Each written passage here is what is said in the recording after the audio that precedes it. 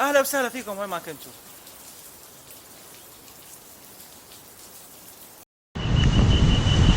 مكان استثنائي للتصوير، جو روعة. بالنسبة لموقع تايلاند، طبعا تايلاند تعتبر دولة من دول جنوب شرق آسيا.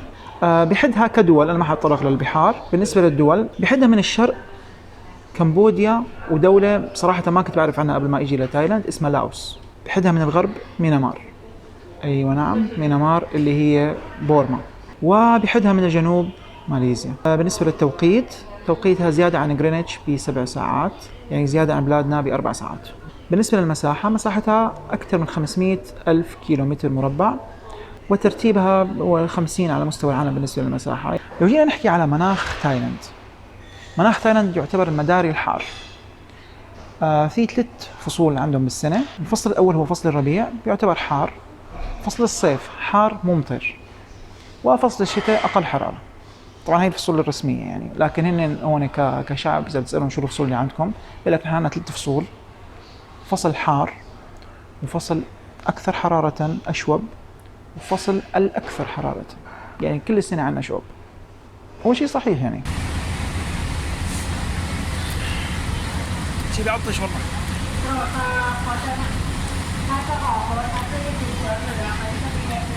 لأنه حتى درجات الحرارة تتفاوت، يعني مثلا ببانكوك من 17 إلى 37 درجة مئوية. انتوا عم تحكوا يناير 17 هي أبرد شيء، وأشوب شيء مايو اللي هو شو 37. طب بيناتهم تنزل وبتطلع بين هاي الأرقام. يعني كل ما قربت أكثر من مايو فالحرارة بتكون أشد، وكل ما قربت من يناير فالحرارة بتكون أقل. البلد جميلة. الطقس فيها صراحة مو جميل، خاصة الأماكن الساحلية. يعني مثلا ببانكوك ما كتير صراحة مضايقنا مثل مضايقتنا هون ببوكيت. على العموم إذا بدكم تزوروا تايلاند كوقت، الوقت اللي بينصحوا فيه هنا حتى أهل البلد على أول السنة زائد ناقص شهر. الشيء الثاني عز الصيف اللي اوعكم تيجوا فيه هو شهر 4 وشهر 5. مع انه عندهم هن هون بشهر 4 في عيد المي. عيد المي تقريبا 3 ايام. كله بيرشرش كله بالمي، والدنيا بتعطل الجو رائع.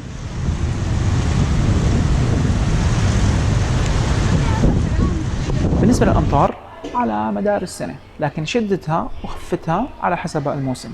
من الشغلات اللي الواحد ممكن يستغربها انه هون الصيف وحتى الاجازه الصيفيه تبع المدارس بتكون بشهر 4 و5. ولما نقول لهم انه نحن لا ببلادنا شهر 7 و8 هن عز الصيف بيستغربوا. الاجازه الثانيه عندهم بتكون تقريبا باكتوبر نوفمبر، بتكون في عندنا كمان اعياد واجازات. اتمنى تكونوا تعرفتوا على جو تايلاند ومناخها، واخذتوا فكره قبل ما تروحوا لهنيك مشان تعرفوا انه هي السلبيه الجوهريه، لكن احنا ممكن نختار شهور افضل من شهور. وبالاخير بكميه الايجابيات وكميه البيئه المناسبه انه الواحد يزور البلد، اتوقع انه الطقس ما حيكون عائق. ممكن يكون البعد الجغرافي عائق اكبر اتوقع. حابب اختم لكم بمعلومه ما كنت حابب احطها بالاول، اللي هي وجود الحشرات. في كميات كبيره من الحشرات والكائنات المتنوعه اللي ممكن تشوفوها، مشكل في شيء منهم حلو في شيء منهم مو حلو. اهلا وسهلا بكم اينما كنتم. لو جينا نحكي على الطقس ببوكيت، مهم جدا انه نذكر انه هون اذا سمعانين اصوات العصافير والطيور وشايفين الحشرات والدبان عم يدور حوالي، هون انت كأنك بالغابة. بغض النظر انت شو نوع الفندق اللي اخده، ممكن تفرق انك وين اخده كل ما قربت من الغابة اكثر او بعدت. لكن هي عموما البلد عبارة عن 70% منها جبال، وتقريبا 30% سهول. تضاريسها شوي صعبة، بنفس الوقت عبارة عن غابات في غابات. يعني ما في غير الشط هو اللي فيه الرمل، وحتى قريب من الشط بتلاقي فيه شو في اشجار وفي غابات. هون انا هلا بفندق بحاس حالي بالغابة اصلا. سواء كان الفندق 4 نجوم 5 نجوم سواء كان ولا نجمة. يعني لما تاخذ فيدباك عن الفنادق ممكن تشوف حشرات، ممكن تشوف حيوانات، ممكن تشوف شغلات كائنات. فالواحد ممكن يعني اذا ما كان من محبي هدول الشغلات فما راح ينبسط صراحه. مو اذا ما كان من محبي، انا مو من محبي اعوذ بالله وبكرههم، لكن يعني ممكن اتعايش مع احتماليه انه يطلعوا لي.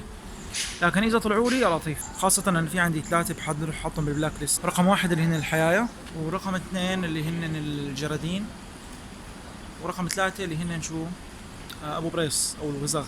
شفت كثير صراصير، دبان، قرص، في كثير بعوض، بس هذول ممكن نتعايش معهم عادي يعني. في ضفادع ممكن تلاقوا هون، في ورقه برجيكم اياها حاطين اياها بالفندق انه ما تخافوا اذا شفتوا هيك شغلات.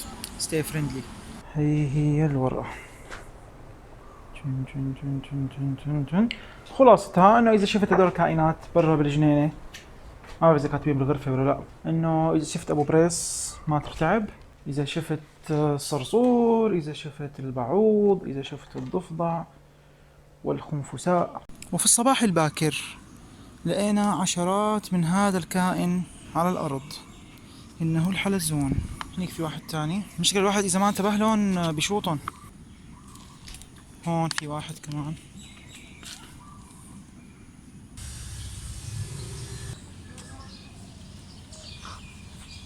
هذا حلزون عم ياكل. شو الشطرنج؟ طيب هون كله اشجار خضار. هذا الشيء هو اللي بيجيب الحشرات. تسمعوا هون كل انواع الحشرات الموجوده. هون انا محاكيكم في نمل، في سحليه كمان. ايوه في كل شيء، حلاوتهم هون في كل شيء. في بيضه شكلها بيضه وزغه ولا بيضه سحليه كمان مكسوره على الارض. واصوات الغابات ابدا، يعني هون الواحد بحس حاله بالغابه لانه هو فعلا بالغابه. اخيرا بتمنى يكون عجبكم الفيديو واستفدتوا منه. اذا لسه مو مشتركين بالقناه لا تنسوا تشتركوا لتوصلكم الفيديوهات والمغامرات الجايه. دعمونا بلايك وشاركوا الفيديو ليستفيد منه اكبر عدد ممكن من الناس. واذا عندكم اي سؤال او استفسار عن هالبلد او عن السفر عموما اكتبوا لنا اياه بالتعليقات او تواصلوا معنا. وتحياتي لكم.